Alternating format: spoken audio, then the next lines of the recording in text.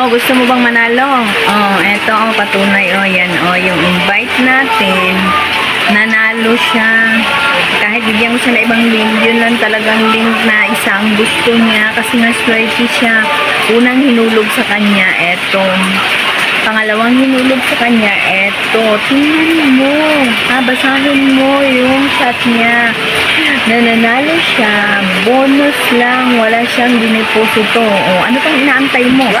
So, try mo mag-register sa link na nasa comment section para masubukan mo rin manalo.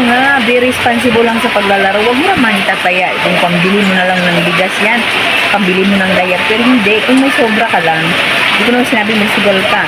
So, di ka ba naiingit sa mga to? Hindi ka naiingit sa mga to? Try mo na. Subukan mo na. Baka ikaw na yung next na papalarin dyan sa link ko na yan. Swerte yan. So, comment ka na. Mag-register ka na. Number mo lang.